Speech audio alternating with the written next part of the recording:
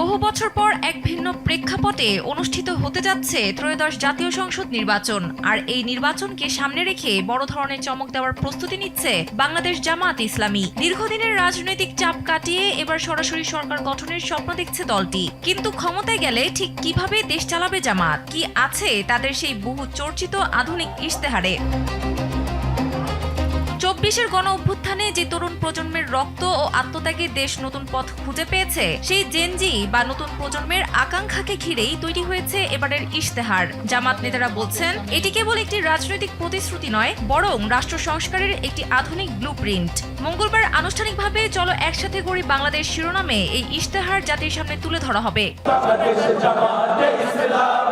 জামাতের সংশ্লিষ্ট দায়িত্বশীল নেতাদের সঙ্গে কথা বলে জানা গেছে, তাদের ইশতেহারে শিক্ষা, চিকিৎসা, রাষ্ট্র সংস্কার, কর্মসংস্থান, দুর্নীতি দমন সহ ৪১টির মতো গুরুত্বপূর্ণ বিষয় প্রাধান্য পেয়েছে। একই সঙ্গে আইসিটি ও ভিশন ২০৪০-এর মতো বিষয়কেও অগ্রাধিকার দেওয়া হয়েছে।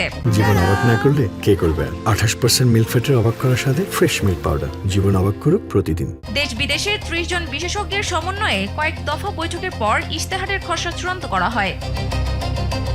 এরপর জামায়াতের কেন্দ্রীয় নির্বাহী পরিষদের সভায় চূড়ান্ত অনুমোদন হয়েছে। ইশতেহার বই আকারে ছাপানোর কাজও শেষ পর্যায়ে। মঙ্গলবার আনুষ্ঠানিক সংবাদ সম্মেলনের মাধ্যমে জাতির সামনে চলো একসাথে গড়ি বাংলাদেশ শিরোনামে এই ইশতেহার উপস্থাপন করা হবে। এছাড়া সংশ্লিষ্ট খাতের ওপর পলিসি পেপারও তৈরি করেছে জামাত ইসলামী। খোঁজ নিয়ে জানা গেছে, ক্ষমতায় গেলে দেশ পরিচালনায় সার্বিক বিষয় মাথায় রেখেই জামাত ইসলামী নির্বাচনী ইশতেহার তৈরি করেছে। সেই সঙ্গে তাদের ইশতেহার বা অঙ্গীকার কিভাবে বাস্তবায়ন হবে তারও রূপরেখা তৈরি করা হচ্ছে। সুন্দরভাবে রাষ্ট্র পরিচালনায় স্বল্প, মধ্য ও দীর্ঘমেয়াদী পরিকল্পনা নেওয়া হচ্ছে। সরকার গঠনের পর প্রথম ১০০ দিনে কি করা হবে, বছর ওয়ারি এবং ৫ বছরে কি করা হবে তারও উল্লেখ থাকবে ইশতেহারে। এছাড়া দুর্নীতি নির্মূল, উন্মুক্ত বাজার অর্থনীতি চালু ও সম্প্রসারণ, স্মার্ট সোশ্যাল সিকিউরিটি কার্ড চালু, ব্যবসা বান্ধব পলিসি তৈরি করা, গ্র্যাজুয়েটদের সুদমুক্ত ঋণ, মেধার ভিত্তিতে নিয়োগ, স্বাস্থ্যসেবার আমূল পরিবর্তন সহ ৬৪টি বিশেষায়িত হাসপাতাল প্রতিষ্ঠা করা সহ অনেক গুরুত্বপূর্ণ বিষয়ে সাজানো হয়েছে জামায়াতের নির্বাচনী ইশতেহার।